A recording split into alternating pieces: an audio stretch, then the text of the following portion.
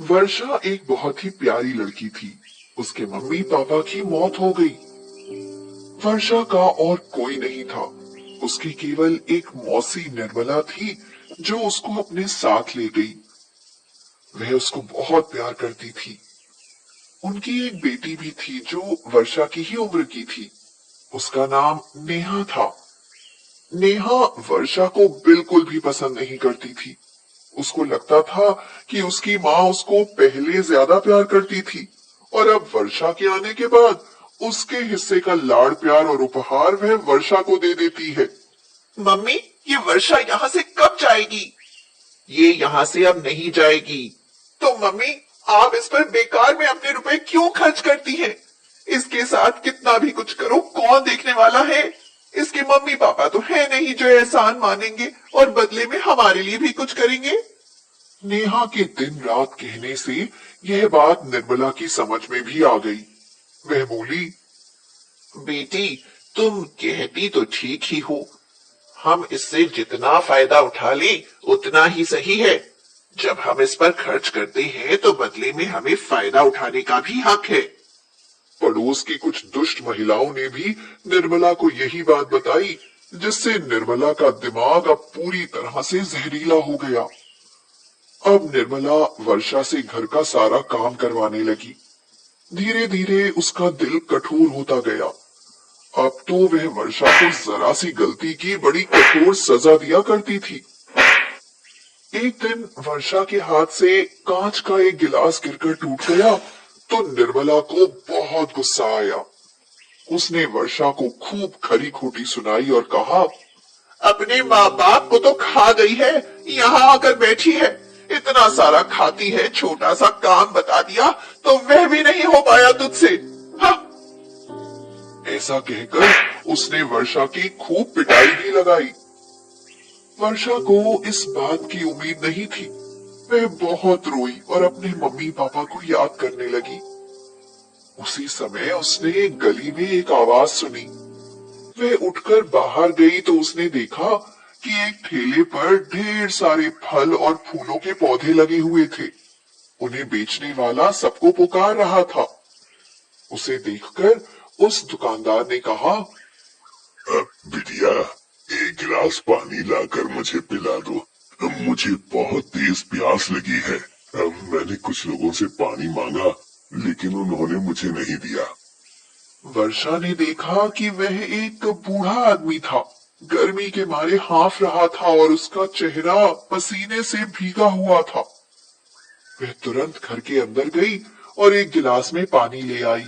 बूढ़े ने उसके हाथ से पानी पी लिया और कहा, बेटी, तुम बहुत अच्छी हो।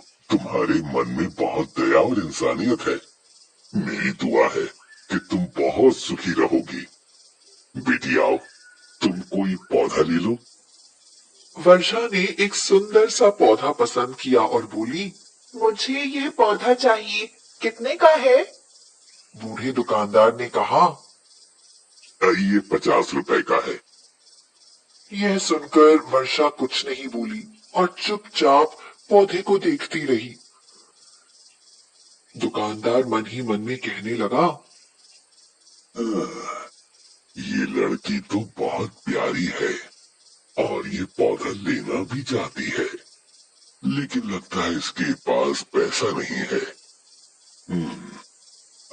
बेटी, तुम्हारे पास पैसे नहीं है क्या?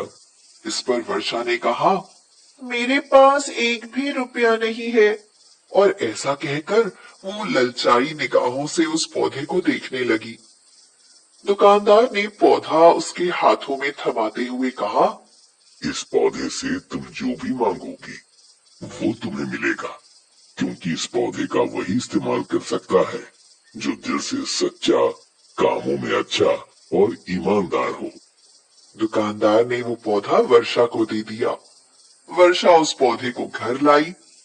उसे देखकर निर्मला तो चीखने लगी, ये कहां से कूड़ा करकट लाकर रख दिया घर में? तुझे जरा भी तमीज नहीं है?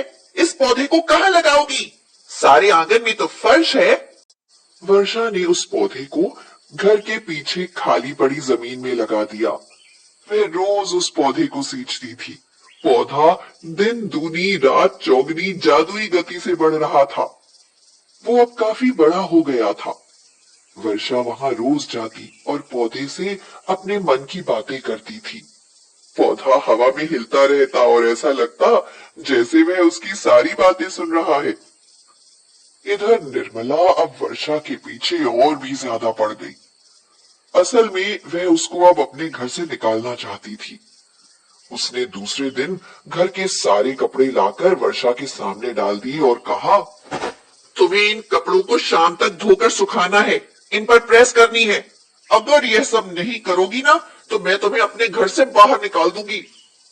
यह तो असंभव काम था। वर्षा पानी लेकर अपने पौधे को सींचने के लिए चली गई। वह वहां रोने लगी और बोली,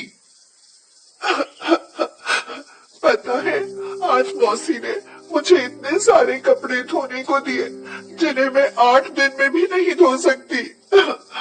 और ऊपर से कहती है शाम तक इन्हें धोकर सुखा लो और प्रेस कर लो।